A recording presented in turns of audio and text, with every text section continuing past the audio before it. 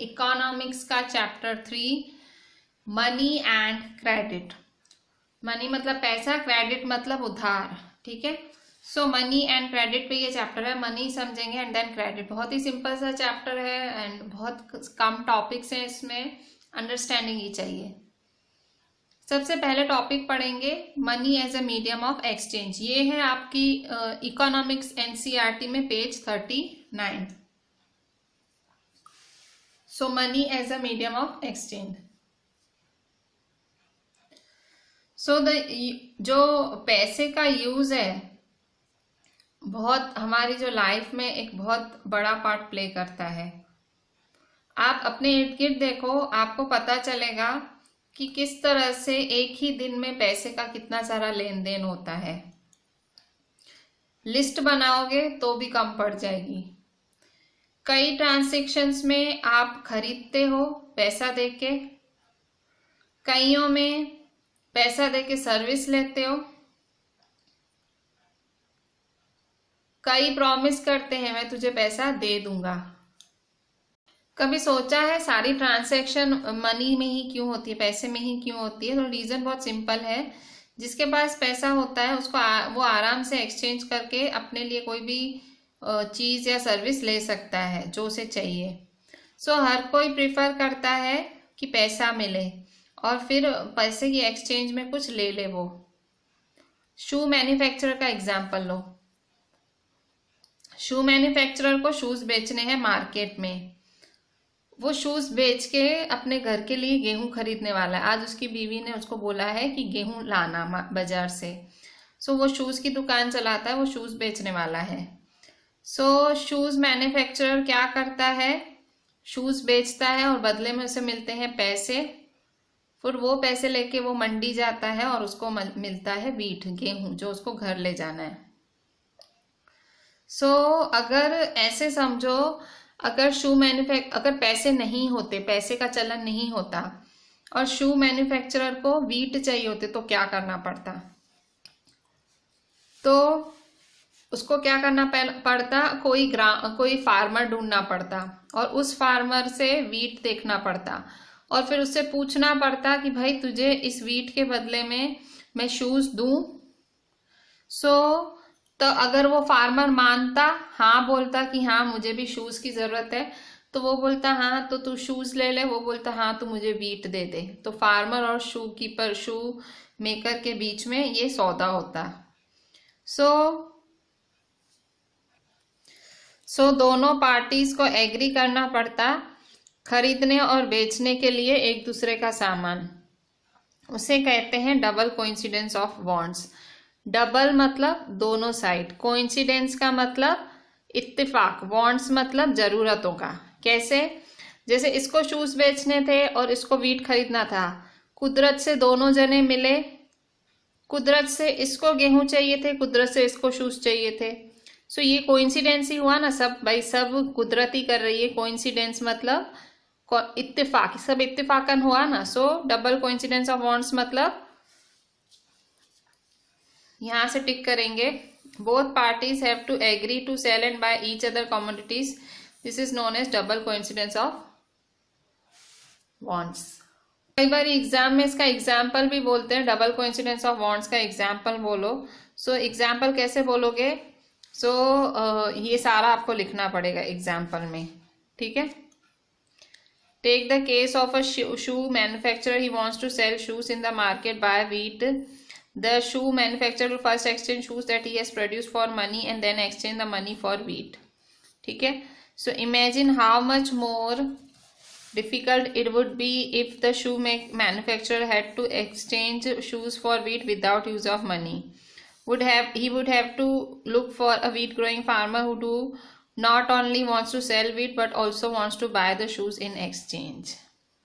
ये सब आपको लिखना पड़ेगा अगर आप डबल कोइंसिडेंस ऑफ वांट्स में एग्जाम्पल लिखना चाहते हो। तो ये शू और इसका एग्जाम्पल देना पड़ेगा। So what a person desires to sell is exactly what the other wishes to buy. इसमें क्या होता है कोइंसिडेंस ऑफ वांट्स में, मुझे जो खरीदना है वही तुम्हें बेचना है। इसे बार्टर सिस्टम भी कहते हैं। In a barter system where goods are directly exchanged without the use of money. Double coincidence of wants is an essential feature. Barter मतलब लेन देन. सो जब ये वाला सिस्टम होता है जहाँ पे चीजें ही डायरेक्टली एक्सचेंज की जाती हैं, पैसे का बिल्कुल इस्तेमाल नहीं होता है, सो डबल कोइंसिडेंस ऑफ वॉन्ट्स बहुत जरूरी होता है.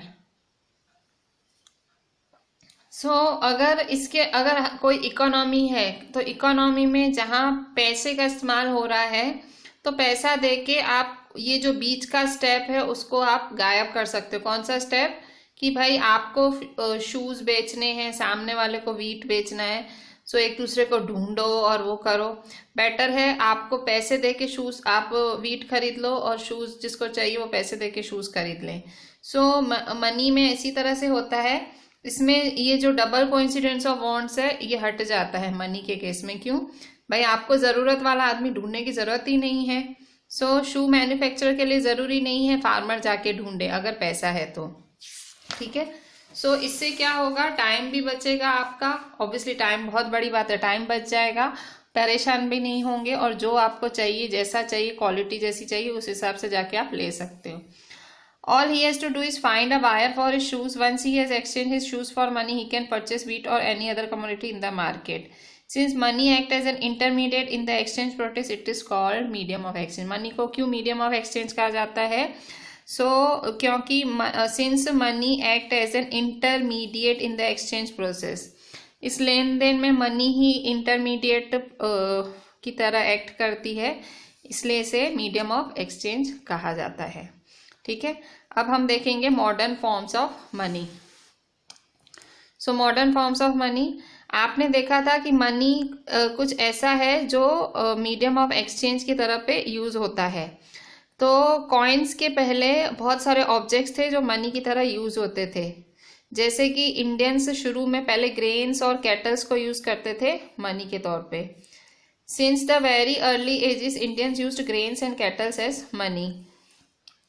इसके बाद फिर मेटेलिक कॉइन्स का चलन आया. मेटेलिक कॉइन्स के चलन आया. गोल्ड, सिल्वर, कॉपर कॉइन्स, उन्हें मनी के तौर पे यूज किया जाने लगा. Thereafter came the use of metallic coins, gold, silver, copper coins. A phase which continued well into the last century, और ये लास्ट तक चला. करेंसी कब आया? So currency, modern forms of money include, आजकल क्या चल रहा है या तब क्या जब शुरुआत हुई थी, पेपर नोट्स से और कॉइन्स से हुई थी. मॉडर्न करेंसी किसी बहुत ही ज्यादा प्रेशियस मेटल से नहीं बनी हुई है भाई, अमूल्य वस्तु से. भाई पहले गोल्ड, सिल्वर और कॉपर के बनते थे. ना ग्रेन और कैटल की तरह वो रोजमर्रा काम आती है. मॉडर्न करेंसी किसी काम की नहीं है, मतलब ना वो सोने चांदी की बनी है, ना वो रोज यूज होगी भाई ग्रेन या कैटल, ऐसा कुछ नहीं है. ठीक है. फिर क्यों इसको हम मीडियम ऑफ एक्सचेंज यूज करते हैं?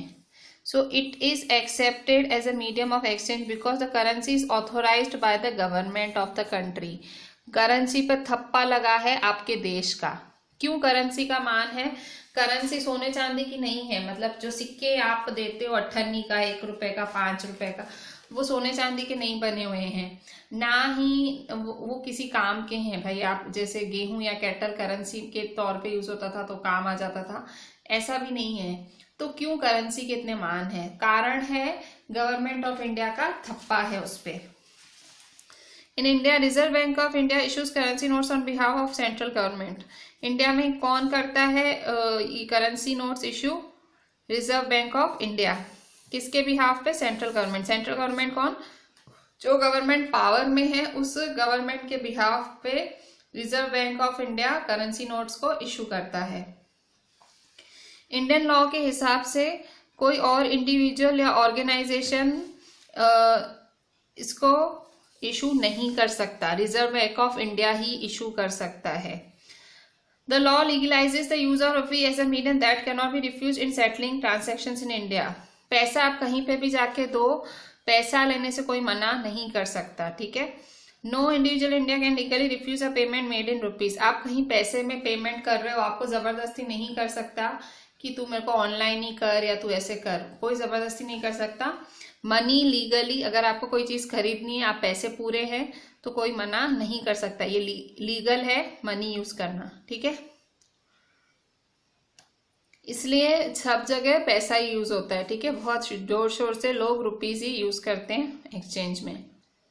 डिपॉजिट्स विद बैंक, एक और तरीका है पैसे को बनाए रखने का। The other form in which people hold money is as deposits with bank. कई लोग अपने हाथ में पैसा कैसे रखते हैं, उनके पास पैसा आता है, वो बैंक में जाके डिपॉजिट कर देते हैं, रखवा देते हैं। कई बार ऐसे होता है लोगों को पैसे कम चाहिए होते हैं, तो बाकी पैसे जो बचते हैं वो बैंक में जाके रखा देते हैं। जैसे कि कुछ वर्कर्स होते हैं जिनको सैलरीज मिलती है लास्ट में, तो उनके पास पीछे थोड़े पैसे रह जाते हैं। ये लोग क्या करते हैं, इस एक्स्ट्रा पैसे का वो जाके बैंक में डिपॉजिट करा देते हैं अपने अकाउंट में। बैंक इसको एक्सेप्ट करती है और उसके ऊपर उन्हें इंटरेस्ट भी देती है। तो इस तरह से लोगों की मनी जो है सेफ है बैंक्स में, और उल्टा इंटरेस्ट भी, ब्याज भी मिलता है लोगों को। और वहां से जब सपोज आपको जरूरत हो विड्रॉ भी कर सकते हो। Since the deposits in the bank account can be withdrawn on demand, these deposits are called demand deposits. ये जो डिपॉजिट्स हैं, मतलब जो बैंक में रखाते हो आप, तो जब उसको वापस लेने जाते हो, विड्रॉ करने जाते हो, और वो ऑब्वियसली आपकी डिमांड पे होता है, आप मांगते हो। These deposits are called demand deposits, ठीक है। जो आप बैंक अकाउंट में डिपॉजिट रखवाते हो वो विड्रॉ किया जा सकता है डिमांड पे, इसलिए उसे डिमांड डिपॉजिट कहा गया है। डीडी, इसे शॉर्ट में डीडी भी कहते हैं। पेज नंबर 41 पे डिमांड डिपॉजिट्स ऑफर करते हैं एक और इंटरेस्टिंग फैसिलिटी। इस फैसिलिटी में it is this facility which lends it the essential characteristic of money that of a medium. You would have heard of payments being made by checks instead of cash. Demand draft में एक और फायदा है, कई बार लोग पैसे की जगह चेक देते हैं। अगर चेक से पेमेंट करनी है, तो जो पेयर है जिसका बैंक में अकाउंट है वो चेक बना के देता है। तो चेक एक पेपर होता है, ये आपको पता ही है। डिमांड जो डिपॉजिट, आप जो डिमांड डिपॉजिट बैंक में रखते हो, तो आपको किसी को पैसे देने हैं, तो आप उस डिपॉजिट में से डायरेक्ट चेक से उसको, सामने वाले को चेक देके कटवा सकते हो पैसे। A cheque is a paper instructing the bank to pay a specific amount from the person's account to the person in whose name the cheque has been issued. Cheque क्या है? चेक एक paper का टुकड़ा है जो आपको जाके bank को दिखाना पड़ता है, और जो आदमी दे रहा है उसके अकाउंट में से पैसे कटते हैं, किसके लिए? जिसके नाम पे वो चेक है, ठीक है। तो हमने देखा कि जो डिमांड डिपॉजिट है उसमें भी मनी के बहुत एसेंशियल फीचर्स हैं। The facility of cheques against demand deposit makes it possible to directly settle payments without the use of cash. जो चेक्स की फैसिलिटी है, अगर आप डिमांड डिपॉजिट के सामने चेक्स की फैसिलिटी देखो, इससे पॉसिबल हो जाता है कि आप डायरेक्टली अपने पेमेंट्स सेटल कर लो बिना कैश के। चेक में आप क्या करते हो, डायरेक्टली अपनी पेमेंट सेटल कर लेते हो, ठीक है। Since demand deposits are accepted widely as a means of payment along with currency, they constitute money in the modern economy. Demand deposit कैसे एक्सेप्ट किए जाते हैं? पेमेंट के तौर पे, मतलब आपको पैसे भरने होते हैं तो आपके खाते में जमा होते हैं। यहाँ पे बैंकों का बहुत रोल है, पर बैंक्स के लिए डिमांड डिपॉजिट या पेमेंट चेक से मतलब है कि आप डिमांड डिपॉजिट जब डालोगे बैंक में, तो सामने आपको डिमांड डिपॉजिट या सामने आपको चेक नहीं मिलेगा, सामने आपको पैसा मिलेगा, ठीक है। मतलब डिमांड डिपॉजिट डालने के सामने आपको डिमांड डिपॉजिट नहीं देगी चेक बैंक, अगर आप, ठीक है, बदले में चेक भी नहीं देगी कि आप डिमांड डिपॉजिट सबमिट करोगे तो आपका सबमिट हो गया, बाकी बदले में आपको कुछ नहीं मिलना। The modern forms of money, currency and deposits are closely linked to the working of modern banking system. जो मनी का मॉडर्न फॉर्म है क्या है? करेंसी और डिपॉजिट्स। करेंसी और डिपॉजिट्स यही हमारा बैंकिंग सिस्टम का एक सार है, करेंसी और डिपॉजिट्स। अब आते हैं पेज 42 पे, loan activities of bank. Bank loan भी देती है। यहाँ पे बैंक की स्टोरी और समझते हैं। सो ये हमने पढ़ा कि बैंक डिपॉजिट, हम बैंक में डिपॉजिट जमा करते हैं, हमारी बचत होती है जो कि पब्लिक हम लोग ही जमा करते हैं। सो यहाँ बैंक में इस पैसे के लिए एक इंटरेस्टिंग चीज होती है।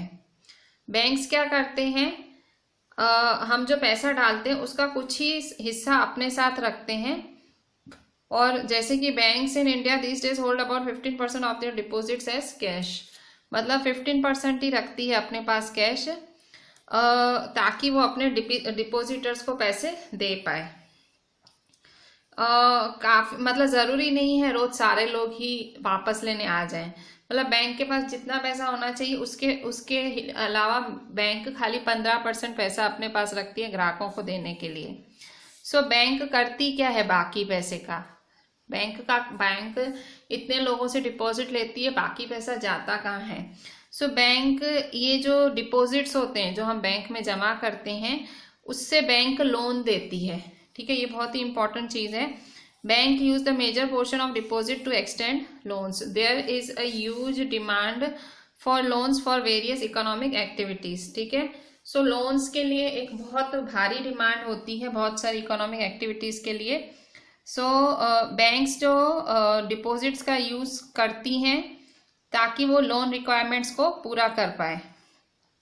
तो इस तरह से बैंक्स क्या करती हैं, जिनके पास बहुत ज्यादा पैसा है और जिनके पास पैसा नहीं है उनके बीच में मीडिएटर का काम करती है। जैसे मेरे पास बहुत पैसा है तो मैं कहाँ रखवाने जाऊंगी, बैंक में। अब फिर कोई और है, किसी के पास नहीं है पैसा, उसको पैसे की जरूरत है, वो बैंक के पास आएगा, भाई पैसा दो, मुझे लोन दो। सो मेरा ज्यादा पैसा उस कम पैसे वाले के पास गया, तो बैंक कौन बन गई, मीडिएटर, मतलब बीच में वो ये सारा सौदा कराने वाली बन गई, पर हमको पता ही नहीं हमारा पैसा किसके पास जाता है, ठीक है। So banks mediate between those who have surplus funds and those who are in need of this funds. Bank charge a higher interest rate on loans than what they offer on deposits, मतलब bank जो हमें interest देता है वो कम देता है, पर जब वो लोन पे इंटरेस्ट लेता है तो बहुत ज्यादा लेता है। The difference between what is charge from borrowers and what is paid to deposit is the main source of income, यही तो इनकम है बैंक की, मतलब जो वो कम हमें कम ब्याज देता है और सामने जो लोन देता है उस पे ब्याज ज्यादा रखता है ग्राहकों से। सो यही बैंक की सोर्स ऑफ इनकम है। बैंक की कमाई कैसे होती है, The difference between what is charged from borrowers and what is paid to deposit is their main source of income, ऐसे ही तो बैंक कमाती है। Page number 43।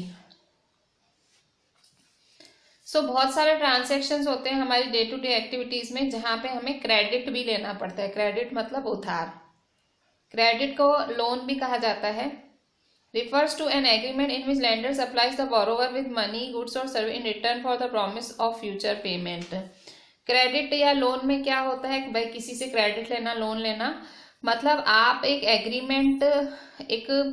एग्रीमेंट जैसा होता है कि भाई समझो मैं लेंडर हूँ, लेंडर का मतलब देने वाला, तो सो लेंडर से बोरोवर को पैसे मिलते हैं या कोई चीज मिलती है या सर्विस मिलती है इस प्रॉमिस के साथ कि मैं फ्यूचर पेमेंट कर दूंगी, उसे कहते हैं क्रेडिट। क्रेडिट क्या होता है कि पैसे, मतलब पैसे या कोई चीज या तो कोई सर्विस देने की उस मतलब कोई हाथों हाथ आपको पैसे नहीं दे रहा है, वो आपको प्रॉमिस कर रहा है कि भाई मैं दे दूंगा, उसे कहते हैं क्रेडिट या लोन, ठीक है।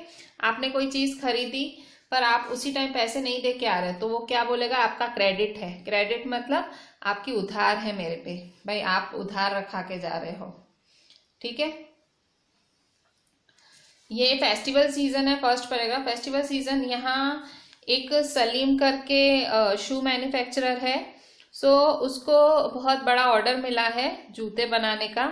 सो उसने क्या किया, जूते बनाने की सारी चीजें खरीदने के लिए एक ट्रेडर से जाके लोन लिया, फिर उसने वो लोन लेके सारा सामान खरीदा जूतों का, और उसका बहुत बड़ा ऑर्डर था, वो जूते बना के दे दिए सारे के सारे। तो सलीम का बहुत ज्यादा फायदा हुआ। तो आप देखो इस केस में ऊपर ये जो सलीम की स्टोरी थी festival season, In this case, Salim obtains credit to meet the working capital needs of production. The credit helps him to meet the ongoing expenses of production, complete production and thereby increasing his earnings. Credit therefore plays a vital and positive role in this situation. Credit मतलब जो उधार इसने लिया उसको, मतलब बहुत बड़ा order था, उसको पूरा करने के लिए उसके पास पैसे नहीं थे, पैसे उसने उधार लिए और वो इतना बड़ा ऑर्डर पूरा किया और उसको बहुत ज़्यादा प्रॉफिट हुआ। फिर उसने जिससे उधार लिया था, क्रेडिट लिया था, उसको पैसे दे के आया। तो किसी क्रेडिट लेना एक बहुत ही पॉजिटिव चीज़ है, मतलब कोई क्रेडिट दे रहा है तो that is a positive thing. अब नीचे देखो, स्वप्ना। स्वप्ना कौन है? स्वप्ना छोटी सी फार्मर है, थोड़ी सी लैंड है उसके पास। उसके पास पैसे नहीं हैं फसल वसल के लिए, तो वो किसके पास जाती है? मनी लेंडर के पास, और उससे पैसे मांगती है। फिर पैसे मांग के वो फसल उगाती है और फिर फसल कुछ ऐसा हो जाता है कि फसल इस बार अच्छी कटती नहीं है, अच्छी उगती नहीं है, तो उसकी सारी फसल वेस्ट हो जाती है। फिर वो जिससे उसने पैसे लिए थे उसको पता लगता है इसकी फसल वेस्ट हो गई, तो उसको लगता है कि ये तो कंगाल हो गई, तो वो उस पर प्रेशर बनाता है कि मेरा क्रेडिट दे, मेरा क्रेडिट दे, जो तूने मेरा क्रेडिट भाई मुझसे पैसे लिए थे वो दे दे। तो वो डर के मारे दूसरे एक साहूकार से और ज़्यादा इंटरेस्ट पे पैसे लेके उसको देती है। तो ये स्वप्ना जो है वो एक डेप्ट ट्रैप में फंस रही है। डेप्ट मतलब उधार, ठीक है, जो आपके सर पे जो वो देवा होता है, सो वो डेप्ट में भरती जा रही है, उसके जाल में फंसती जा रही है, क्योंकि एक बार उसको नुकसान हुआ तो उसने और उधार ली। सो गांव में ऐसे ही होता है। In rural areas the main demand for credit is for crop production. So ज़्यादातर गांव वाले जो पैसे उधार लेते हैं बैंकों से, इसीलिए लेते हैं कि वो फसल उगाना चाहते हैं, ठीक है। सो फसल उगाने के लिए ज़्यादातर गांव वाले उधार लेते हैं। So in rural areas the main demand for credit is for crop production. Crop उगाने के लिए पैसे लिए जाते हैं। क्रॉप प्रोडक्शन में क्या क्या आता है? Seeds, fertilizers, pesticides, water, electricity, equipment का रिपेयरिंग कराना, ठीक है। सो फार्मर्स 3 से 4 महीने ये सब करते हैं। फिर फार्मर्स जो क्रॉप लोन्स लेते हैं, कब लेते हैं? शुरू में ही ले लेते हैं, और फिर जब उनकी कटिंग हो जाती है, हार्वेस्टिंग हो जाती है, सो वो फिर रिटर्न करते हैं। सो ये रिटर्न करना उनके पैसे किस पे डिपेंड करता है कि इस साल इनकी फसल कैसे कटेगी। फसल का भी कुछ फिक्स नहीं होता है, कभी बारिश पड़ जाती है तो बहुत ज़्यादा पड़ जाती है, सारी फसल बर्बाद हो जाती है, कभी कुछ हो जाता है। सो बहुत इनकी इनकम पे डिपेंडेंट होता है कि वो क्रेडिट दे पाएंगे कि नहीं। जो स्वप्ना का केस है, वो उसका फसल बर्बाद हो गई, तो वो जो लोन पेमेंट नहीं कर पा रही है, तो उसने क्या किया? अपनी ही जमीन का एक हिस्सा बेच दिया और जिससे उधार ली थी उसको पैसे दे दिए। अब आप देख सकते हो ये उधार उल्टा स्वप्ना के लिए सरदर्द बन गई। उसने उधार लिया, डर के मारे उसको अपना लैंड भी बेच देना पड़ा। सो इसे कहते हैं डेप्ट ट्रैप। डेप्ट ट्रैप क्या होता है कि डेप्ट मतलब उधारी, ट्रैप मतलब फंस जाना, उधारी में फंस जाना। सो क्रेडिट यहाँ पे जो उधार लिया, स्वप्ना ने उधार लिया, उससे उल्टा सपना जो है और ज़्यादा उसकी कंडीशन पेनफुल हो गई। क्यों? क्योंकि उधारी ली तो उधारी तो ली, चुकाने के लिए उसको अपनी ज़मीन बेच देनी पड़ी।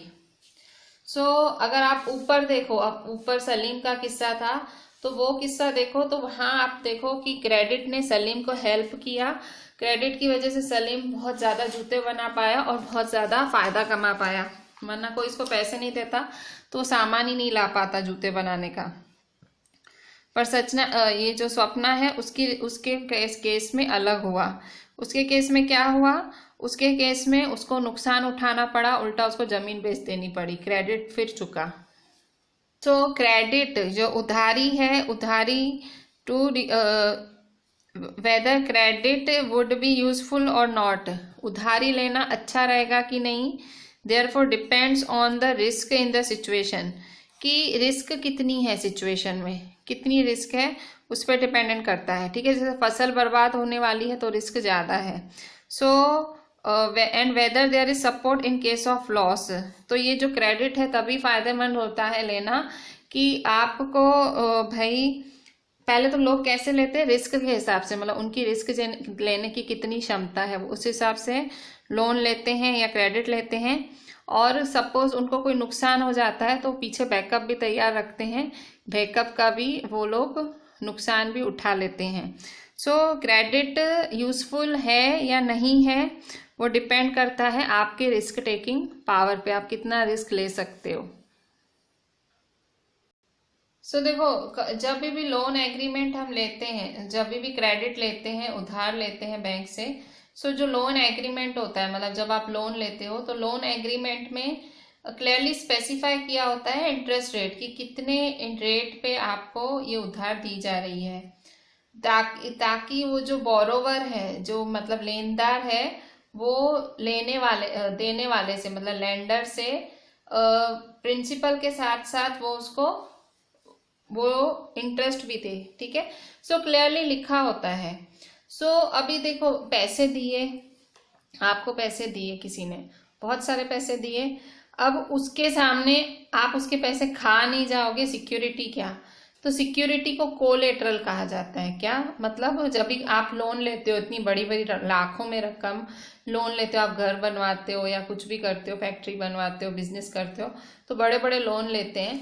सो ये लाखों लाखों के लोन लेते हैं, तो गवर्नमेंट को क्या पता कि अगला, या बैंक को क्या पता कि अगला खा ना जाए, मतलब बैंक को तो डर बना रहे, तो बैंक क्या करती है, कोलेटरल रखवाती है। कोलेटरल क्या होता है कि जितना आपने लोन लिया है उसकी वैल्यू जितना है या उसके आसपास वैल्यू जितना ही आपको प्रॉपर्टी बैंक के सामने मॉर्गेज रखना पड़ता है, मतलब वो मतलब सिक्योरिटी के तौर पे बैंक के सामने आपको कुछ जमा करना पड़ता है, उसे कोलेटरल कहते हैं।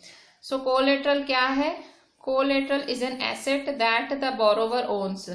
एसेट मतलब कुछ ऐसी चीज होती है जो बोरोवर के पास, मतलब लेनदार के पास होती है, जैसे कि लैंड, जमीन हो सकती है, कोई बिल्डिंग आपकी हो सकती है, कोई व्हीकल हो सकता है, लाइव स्टॉक्स मतलब गाय बैल भी हो सकते हैं, जो आप बैंक को रखवाते हो नहीं, और आपके पास बैंकों में पैसा भी हो सकता है, वो भी आप कोलेटरल के तौर पे रख सकते हो। And uses this as a guarantee to a lender until the loan is repaid। तो ये सब आप बैंक में गिरवी रखवाते हो, बैंक के सामने कोलेटरल की तरह रखते हो। आपके पास जमीन जायदाद या कोई जानवर है, बैंक के सामने रखते हो एज अ कोलेटरल, ताकि बैंक को विश्वास रहे कि आप लोन चुका दोगे। ठीक है, सो बैंक के पास वो सेफ रहता है, और फिर आप चुका लेते हो तो वो वापस आपका हो जाता है। सो सपोज अगर बोरोवर नहीं भर पाया लोन, ठीक है, बहुत सारा लोन ले लिया पर भर नहीं पा रहा लोन, फिर क्या होगा, so the lender has the right to sell the asset और collateral to obtain payment. Suppose किसी ने लोन लिया, भर नहीं पा रहा है, तो जिसने उधार दिया है उसके पास पूरी अथॉरिटी है कि वो उसकी चीज बेच के अपना पैसा निकलवाए। ठीक है, कि वो जो आपने चीज रखी थी गारंटी के तौर पे, वो बेच के अपना पैसा निकाल ले। So property such as land titles deposit are the common of collateral. तो कोलेटरल क्या क्या रखा जाता है, property such as land titles, जमीनें रखते हो, डिपॉजिट्स विद बैंक, आपके बैंक में खाते हैं, उसमें पैसे हैं, उसके बेसिस पे आप क्रेडिट या लोन लेते हो। लाइव स्टॉक मतलब गाय भैंसे बड़द इन सब के। सो ये सब कॉमन एग्जाम्पल्स हैं कोलेटरल के। तो जब भी आपको उधार लेनी होती है ये सब चीजें आप सामने गिरवी रखते हो। पेज नंबर, नेक्स्ट पेज इसका पेज नंबर 45। सो पेज 45 पे जो इंटरेस्ट रेट होता है, कोलेटरल होता है, documentation required together comprise what is called terms of credit. Terms of credit क्या है, इंटरेस्ट रेट, ये जो इंटरेस्ट रेट आपके कागज पे लिखा हुआ है। कोलेटरल मतलब जो चीज आपने गिरवी रखी। एंड डॉक्यूमेंटेशन मतलब जो सारे डॉक्यूमेंट्स लगे आपके। And the mode of repayment together, और आप किस तरह से पैसे देने वाले हो, आप 2-2 महीने दोगे, महीने दोगे, कैसे देने वाले हो, सो उससे कहते हैं terms of credit. So terms of credit क्या होता है, interest rate, collateral, documentation, mode of payment. The terms of credit vary substantially from one credit arrangement to another. तो हर किसी का क्रेडिट अलग अलग होता है, क्योंकि हर कोई अलग अलग अलग उधार लेता है, कोई ज़्यादा पैसे की, कोई कम पैसे की। मतलब देने वाला उधार कौन है, लेने वाला कौन है, उस पर भी डिपेंड करता है। ठीक है, नेक्स्ट पेज 47 पे आ जाएं। 47 पे देखो, लोन्स फ्रॉम कोऑपरेटिव्स। अब कोऑपरेटिव्स क्या होती हैं? देखो, बैंक के अलावा जो मेजर सोर्स ऑफ, अगर आपको सस्ता क्रेडिट चाहिए, सस्ता लोन चाहिए, गांव में बैंक के पास नहीं जाना है और सस्ता लोन चाहिए, तो आप कोऑपरेटिव सोसाइटीज के पास जा सकते हो गांव में। ठीक है, besides banks the other major source of cheap credit in rural areas and cooperative societies, members of cooperative pool their resources for cooperation in certain areas. तो इसमें क्या होता है, जो ये कोऑपरेटिव्स के मेंबर्स होते हैं, कुछ मेंबर्स होते हैं वो कोऑपरेटिव के, वो क्या करते हैं, पूल करते हैं। पूल मतलब इकट्ठा करते हैं। वो पैसे इकट्ठे करते हैं ताकि वो मतलब इकट्ठे करते हैं ताकि वो किसी को हेल्प कर पाए। कौन कौन से कोऑपरेटिव्स हैं? There are several types of cooperatives possible, such as farmer cooperative होता है, वीवर कोऑपरेटिव होता है, इंडस्ट्रियल वर्कर कोऑपरेटिव, एक्सेट्रा। मतलब ये अलग अलग कोऑपरेटिव्स होते हैं, ग्रुप बनाते हैं, ग्रुप ऑफ पीपल होते हैं। जैसे 8-10 दोस्त हैं, उन्होंने ग्रुप बनाया, तो उसे कोऑपरेटिव कहेंगे। ठीक है, कृषक cooperative functions in a village not very far away from Sonpur. अच्छा, यहाँ पे एक स्टोरी दी हुई है, एक कृषक कोऑपरेटिव की एक स्टोरी दी हुई है, नाम है एक कोऑपरेटिव का। एक कृषक कोऑपरेटिव करके एक कोऑपरेटिव है जो कि विलेज में ही है, जो कि सोनपुर गांव से ज्यादा दूर नहीं है। इस कोऑपरेटिव के 2300 मेंबर्स हैं। ये क्या करते हैं, 23 मेंबर्स अपना अपना डिपॉजिट जमा करते हैं कोऑपरेटिव में। इस सारे डिपॉजिट को कोऑपरेटिव जाके कहाँ देती है, ये सारा डिपॉजिट कोऑपरेटिव जाके बैंक में रखती है और बैंक एक बड़ा सा लोन देती है। जो बैंक लोन देती है उसी से ही ये लोग कोऑपरेटिव के लोगों की मदद करते हैं, उनको लोन देते हैं। फिर सपोज उनका काम हो गया, किसी ने लोन लिया, उसने वापस कर दिया। इनका फायदा क्या होता है, कोऑपरेटिव्स में ये लोग इंटरेस्ट नहीं लेते हैं, या तो बहुत कम इंटरेस्ट या तो बिल्कुल नहीं लेते हैं, तो ये इनको फायदा है। अगर ये डायरेक्ट बैंक के पास जाते तो बैंक बहुत सारा इंटरेस्ट लेती, और यहाँ पे ये कोऑपरेटिव्स में बिना इंटरेस्ट के, समझो मेरे को 10,000 की जरूरत है, मैंने कोऑपरेटिव से लिए, फिर मेरी सीजन आई, मैं कमा गई, फिर मैं 10,000 रिटर्न किए, तो मुझे इंटरेस्ट नहीं देना पड़ा। यही कोऑपरेटिव्स का काम होता है, ज्यादातर गांव में होती हैं। कृषक cooperative provides loan for the purchase of agriculture implements, loans for cultivation, agriculture trade, fishery loans. अच्छा, कृषक का मतलब क्या होता है, रिलेटेड टू एग्रीकल्चर।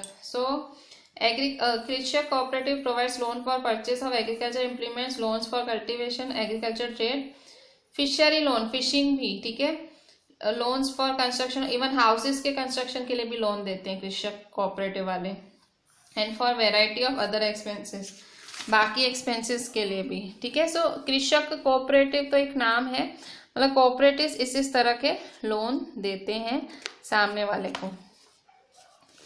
अभी formal sector credit in India. Formal sector क्या है? आपने देखा कि आगे के एग्जाम्पल्स में लोग लोन ले रहे हैं बहुत सारे तरीकों से, तो बहुत सारे लोन्स को दो में डिवाइड किया गया है। The various types of loans can be conventionally grouped as formal sector loans and non formal sector loans. तो लोन्स को दो में डिवाइड किया गया है, फॉर्मल और नॉन फॉर्मल। फॉर्मल में क्या होते हैं? फॉर्मल में वो लोन्स होते हैं जो आप बैंकों से लेते हो और कोऑपरेटिव से लेते हो। फॉर्मल वो लोन होते हैं जो आप बैंक और कोऑपरेटिव से लेते हो। और the informal lenders include money lenders, traders, employers, relatives and friends. Informal loan क्या होते हैं? इनफॉर्मल लोन वो होते हैं जो आप रिश्तेदारों से लेते हो, साहूकारों से लेते हो, दोस्तों से, फ्रेंड से, वो होते हैं इनफॉर्मल। फॉर्मल सेक्टर लोन जब आप बैंक के पास जाते हो या किसी कोऑपरेटिव के पास जाते हो लोन लेने। और इनफॉर्मल क्या होता है? इनफॉर्मल जब आप रिश्तेदारों के पास, छोटे मोटे जमींदारों के पास ऐसे जाते हो, ठीक है। सो इस तरह से फॉर्मल इनफॉर्मल होता है, ठीक है। सो रिजर्व बैंक ऑफ इंडिया क्या करती है? Reserve bank of India supervise करती है फॉर्मल सेक्टर ऑफ लोन्स को, क्योंकि रिजर्व बैंक ऑफ इंडिया के अंदर बैंक्स, कोऑपरेटिव्स उनके अंदर आते हैं। सो वो जो इनफॉर्मल सेक्टर है उसका bank, reserve bank of India से कुछ लेना देना नहीं है, क्योंकि आप पर्सनली ले रहे हो। भाई अगर आप इनफॉर्मल सेक्टर से लोन ले रहे हो, जैसे दोस्त, रिलेटिव या किसी बड़े गुंडे से या साहूकार से, किसी से भी, तो वो आप अपनी रिस्क पे ले रहे हो, वो दे भी अपनी रिस्क पे रहा है। पर अगर आप लोन ले रहे हो बैंक से या किसी कोऑपरेटिव से, तो वहां सीधी सीधी आरबीआई जुड़ जाती है। So the reserve bank of India supervises the functioning of formal sources of loans. For example, we have seen that banks maintain a minimum cash balance out of deposits they receive. So Reserve Bank of India क्या करती है? सारे जो loans होते हैं उनकी पूरी functioning देखती है। जैसे कि बैंक हमेशा एक मिनिमम कैश बैलेंस बना के रखती है, ठीक है। सो आरबीआई मॉनिटर करती है बैंक को कि वो कैश बैलेंस है कि नहीं है बैंक के पास, कि बैंक घाटे में तो नहीं चल रही है। सो आरबीआई और क्या करती है? सो आरबीआई का काम क्या क्या है? पहला काम, the RBI monitors the banks in actually maintaining cash balance. So RBI क्या करती है? बैंकों की देखरेख करती है कि वो लोग कैश बैलेंस को मेंटेन करे हुए हैं। इसी तरह से आरबीआई ये भी देखती है कि बैंक लोन दे रही है कि खाली प्रॉफिट ही तो नहीं बना रही है, ऐसे तो नहीं खाली बड़े बड़े जमींदारों, बड़े बड़े बिल्डर्स को दे रही है, छोटे छोटे लोगों को दे रही है कि नहीं। तो बैंक्स को सबमिट करती है, इंफॉर्मेशन सबमिट करनी होती है आरबीआई को कि वो कितना लैंड कर रहे हैं, मतलब कितना उधार दे रहे हैं, किसको दे रहे हैं, कितने इंटरेस्ट पे दे रहे हैं। सो कोई ऐसी ऑर्गेनाइजेशन नहीं है which supervises the credit activities of lenders in the informal sector। पर इनफॉर्मल सेक्टर के लिए ऐसा कुछ भी नहीं है। जैसे फॉर्मल सेक्टर के लिए आरबीआई बैठी हुई है, इनफॉर्मल सेक्टर के लिए कुछ है ही नहीं, ठीक है। So there is no organization which supervise the credit activities of lenders in informal sector. They can lend at whatever interest rate they choose. वो कितना भी ब्याज लगा सकते हैं, मतलब कितने भी ब्याज पे आपको दे सकते हैं, कोई उनको बोलने वाला ही नहीं है, कोई देखने वाला ही नहीं है। जबकि बैंक्स में कौन होती है? आरबीआई होती है, इनको कोई नहीं होता है। फॉर्मल लेंडर्स के कंपेयर में इनफॉर्मल लेंडर्स बहुत ज्यादा इंटरेस्ट लेते हैं। तो ये कंपैरिजन देखो, फॉर्मल लेंडर के कंपेयर में इनफॉर्मल लेंडर्स बहुत ज्यादा इंटरेस्ट लेते हैं। तो कॉस्ट टू द बोरोवर, मतलब बहुत ज्यादा भारी पड़ जाता है लोन। इनफॉर्मल लोन बोरोवर पे, लेने वाले पे बहुत भारी पड़ जाता है। तो अगर आप ज्यादा बोरो ले रहे हो, इसका मतलब आपका larger part of earnings of the is used to repay the loan. मतलब आप ज्यादा लोन ले रहे हो, मतलब ज्यादा पैसा आप जो भी कमाओगे उसमें से ज्यादा पैसा आपका लोन में ही जाएगा। सो आपको अपने लिए कम पैसा रह जाएगा। सो बहुत केसेस में ऐसे होता है कि इंटरेस्ट रेट इतना ज्यादा बढ़ जाता है कि वो बोरोवर की इनकम से भी ज्यादा हो जाता है, इतना इंटरेस्ट रेट होता है। सो इस तरह से आप डेप्ट में फंस सकते हो। डेप्ट मतलब उधारी में, और डेप्ट ट्रैप में। डेप्ट ट्रैप मतलब उधारी पे उधारी, एक उधारी लेने के लिए दूसरी उधारी। सो डेप्ट ट्रैप, एकदम आप फंस जाओगे उस जाल में। सो जो लोग हैं कुछ नया चालू करना चाहते हैं, उधार लेके वो नहीं कर पाते हैं, क्योंकि उनको पता है कि भाई जो उधारी लेने का कॉस्ट है वो कितना हाई है। सो इसी रीजन की वजह से बैंक और कोऑपरेटिव्स नीड टू लैंड मोर। तो ये छोटे मोटे साहूकारों से लेने से बैंक और कोऑपरेटिव से लेना चाहिए। This would lead to higher incomes and many people could then borrow cheaply for a variety of needs. They could grow crops to business, they could set up new industries और trade in goods. Cheap and afford is crucial for the country's development. अगर bank सस्ते दरों पे loan देगी, कम ब्याज पे loan देगी लोगों को, तो ज़्यादा से ज़्यादा लोग आगे आएंगे, बिजनेस करेंगे, कुछ नया सेटअप करेंगे, एग्रीकल्चर या छोटी मोटी इंडस्ट्रीज खोलेंगे, ठीक है। सो अगर सस्ते और अफोर्ड करने वाले क्रेडिट दे रही है, सो वो क्रूशियल होगा कंट्री की डेवलपमेंट के लिए, ठीक है। So formal and informal credit, who gets what. So so यहाँ पे एक ग्राफ 2 बना हुआ है, ये ग्राफ 2 है, ठीक है। सो of all loans taken by urban house holds what percent was formal and what percentage was informal.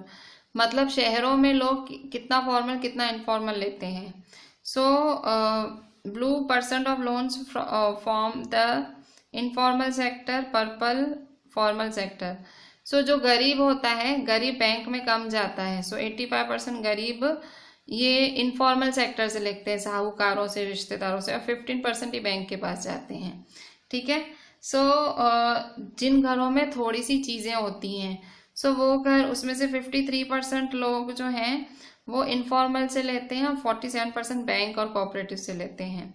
फिर जो अच्छे घर होते हैं, जिनके पास थोड़ा पैसा है, थोड़ी अच्छे घर हैं, सो वो 72% बैंक से लेते हैं और 28% ही ऐसे साहूकारों से लेते हैं। और जो बिल्कुल अमीर घर हैं वो तो 90% बैंक से लेते हैं और 10% ही उधार आजू बाजू से लेते हैं, ठीक है। सो ये जो ग्राफ 2 है, इसमें आप देख सकते हो कि जो ये फॉर्मल और इनफॉर्मल सोर्सेज ऑफ क्रेडिट है अर्बन एरियाज में कैसे है। सो यहाँ पे लोग 4 ग्रुप्स में बटे गए हैं, गरीब से लेके अमीर तक। सो जो लोन है अलग अलग ले रहा है। सो जो अमीर घर हैं वो फॉर्मल लेंडर से कम ब्याज का पैसा ले रहे हैं, जबकि जो गरीब हैं वो साहूकारों से ज़्यादा ब्याज पे पैसे ले रहे हैं। सो इससे क्या सजेस्ट कर सकते हो? तो first, the formal sector still meets only about half of the total credit needs of the rural people. अभी भी गांव वाले फॉर्मल क्रेडिट लेने से डर रहे हैं, बैंकों से, कोऑपरेटिव से। अभी भी आधे से भी कम किसान गांव वाले उधार बैंक से या लोन से बैंक से या कोऑपरेटिव से लेने जाते हैं। The remaining credit needs are made from informal sources, ठीक है। बाकी उनकी जो ज़रूरत है इनफॉर्मल से ही पूरी होती है। जो बहुत सारे लोन्स होते हैं इनफॉर्मल लेंडर्स के, तो उनमें बहुत हायर इंटरेस्ट रेट होता है और and do little to increase the income of the borrowers. मतलब फिर बोरोवर के पैसे बढ़ें कैसे? सो इसलिए ज़रूरी है, it is necessary that banks and cooperatives increase the lending particularly in the rural areas. मतलब बैंक और कोऑपरेटिव को क्या चाहिए कि गांव, भोले वाले गांव वालों को कोई लूट ना ले। इनको जो अपने बैंक्स और कोऑपरेटिव्स हैं इनको जाके उधार कहाँ देना पड़ेगा? गांव के इलाकों में भी उधार देना पड़ेगा, जैसे कि इनका जो डिपेंडेंस है इनफॉर्मल सोर्सेज से वो कम हो। मतलब ये जो इनफॉर्मल सोर्सेज से उधार लेते हैं वो कम लें। दूसरा, जो फॉर्मल सेक्टर है, फॉर्मल सेक्टर लोन्स हैं, उन्हें एक्सपांड होना पड़ेगा। सो मतलब ये ज़रूरी है कि हर किसी को उनका लोन मिले। बैंक्स और कोऑपरेटिव्स को एक्सपांड होना पड़ेगा, ठीक है।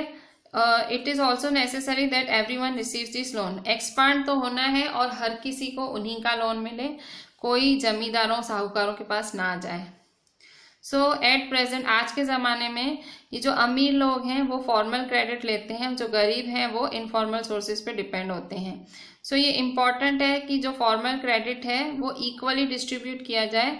सो जो गरीब है उसको भी सस्ते लोनों का फ़ायदा मिले, ठीक है। सो ये सब लोन पे था। अब हम देखेंगे self help groups for the poor. गरीबों के लिए self help groups, full form है SHG। सो आगे सेक्शन में आपने क्या देखा? जो गरीब घर हैं वो अभी भी डिपेंडेंट है इनफॉर्मल सोर्सेज ऑफ क्रेडिट पे, मतलब उधार लेने के लिए इनफॉर्मल मतलब land owners, money lenders, relatives, friends, इन सब पे डिपेंडेंट है। क्यों? क्योंकि जो बैंक्स हैं वो हर जगह प्रेजेंट नहीं होती हैं गांव में। देखो ये भी सबसे बड़ी दिक्कत है गांव वालों की कि हर गांव में बैंक नहीं है। सो और कहीं समझो है भी तो उस बैंक से लोन लेना इतना डिफिकल्ट हो जाता है, तो ये लोग क्या करते हैं, इनफॉर्मल से जाके ही लोन ले लेते हैं। सो जो बैंक लोन है, बैंक लोन रिक्वायर, अगर आपको कहीं बैंक लोन लेना है, ठीक है, bank loan requires proper documents and collateral.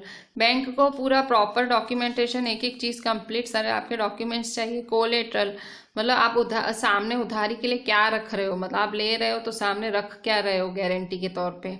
So absence of collateral is one of the major reasons. तो गांव वाले इतने गरीब होते हैं, उनके पास ना घर होता है, ना जमीन होता है, ना जायदाद होता है, तो बैंक के सामने कोलेटरल रखें क्या, इसलिए वो बैंकों से उधार नहीं लेते। So which prevents the poor from getting bank loan, इसलिए वो बैंक लोन लेते ही नहीं है। वो कहाँ जाते हैं, इनफॉर्मल लेंडर के पास। So informal lender such as money lenders on the know the borrowers personally and hence are often willing to give a loan without collateral. तो इनफॉर्मल लेंडर्स कौन होते हैं, जो लेनदार है उसको वो अच्छे से जानता है, उसका फ्रेंड है, रिलेटिव है, उसके गांव में ही रहता है, तो उसको लोन बिना किसी कोलेटरल के दे देता है। कोलेटरल मतलब कुछ गिरवी नहीं रख, ऐसे ही मेरे से लोन ले ले।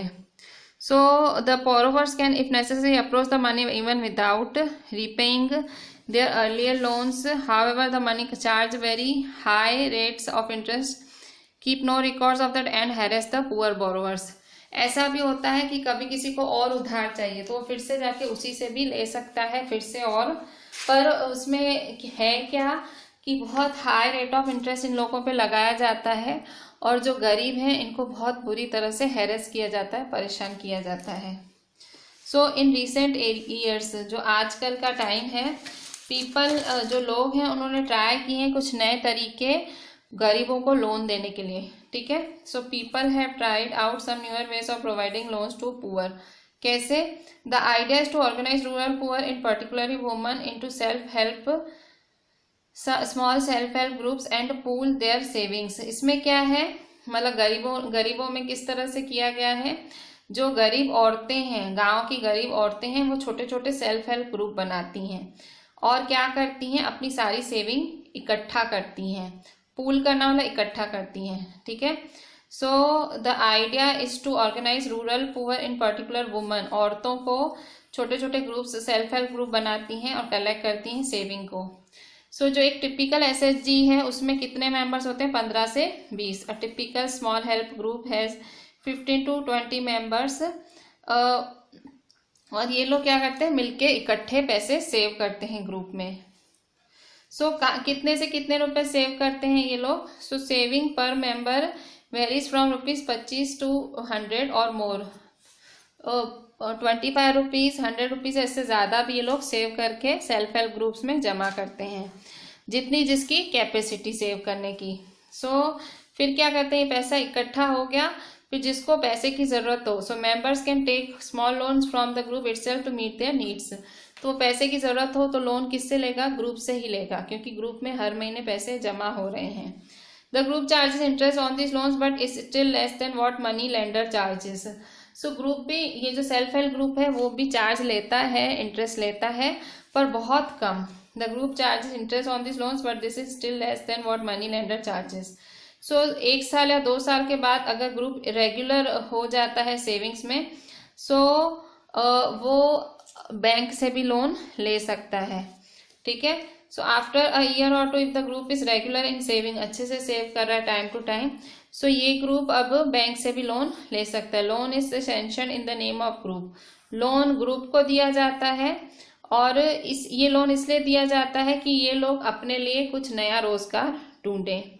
सो जो स्मॉल लोन्स हैं वो जैसे कि छोटे छोटे लोन्स हैं वो इसलिए दिए जाते हैं जो उनका गिरवी पड़ा है लैंड उसको छुड़वाने के लिए, या तो उनकी जो ज़रूरतें हैं वो पूरा करने के लिए, उनको घर में कुछ चाहिए वो पूरा करने के लिए, या इस तरह से अलग अलग लोन अलग अलग ज़रूरतों से कोई ले सकता है। सो जो ज़्यादा इम्पॉर्टेंट डिसीजंस हैं सेविंग्स के बारे में, लोन एक्टिविटीज़ के बारे में, ये कौन लेते हैं, ग्रुप मेंबर्स, वो जो 15-20 ग्रुप मेंबर्स हैं वही लेते हैं। The group decides as regards the loan to be granted, the purpose, amount, interest to be charged, repayments, etc. So जो ग्रुप है वो डिसाइड करता है कि कितना लोन देना है और सामने वाले को क्यों चाहिए, इंटरेस्ट क्या लेना है और रीपेमेंट कब करनी है सामने वाले को। ग्रुप ही रिस्पॉन्सिबल होता है रीपेमेंट के लिए। सो जो नॉन रीपेमेंट ऑफ लोन, अगर कोई नहीं भर रहा है लोन, सपोज लोन किसी ने लिया और भर नहीं रहा है, सो फिर बहुत ही उससे स्ट्रिक्टली बात की जाती है, सेल्फ हेल्प ग्रुप बहुत स्ट्रिक्ट हो जाते हैं उसके साथ। तो इसलिए बैंक जो है इन सेल्फ हेल्प ग्रुप्स को लोन देने तैयार हो जाता है भले वो कोलेटरल नहीं देती हैं तो भी, क्योंकि सेल्फ हेल्प ग्रुप विश्वासु होते हैं, 15 से 20 लोगों की मेंबर्स होते हैं और बहुत ही अच्छे से ये ग्रुप्स चलते हैं, उधार वापस करनी ही होती है। ठीक है, सो बैंक आराम से इनको पैसे दे देती है, बैंक को विश्वास होता है। ठीक है, सो मतलब ग्रुप ही सब चीज के लिए ग्रुप जिम्मेदारी उठाता है। ठीक है, so the group decides as regard the loans to be granted. भाई कितना लोन देना है ग्रुप डिसाइड करेगा, कि किस पर्पस के लिए, कितना इंटरेस्ट है, रीपेमेंट शेड्यूल क्या है, सब ग्रुप डिसाइड करेगा। ग्रुप ही है जो रिस्पॉन्सिबल होता है रीपेमेंट ऑफ लोन के लिए। अगर कभी लोन का रीपेमेंट नहीं हो पाया किसी मेंबर से तो ग्रुप उसको सीरियसली उस पर कोई एक्शन लेगा। सो इसी फीचर की वजह से बैंक इन्हें पैसा देती है, इन गरीब औरतों को। सेल्फ हेल्प ग्रुप कौन चलाता है? गांव की गरीब औरतें।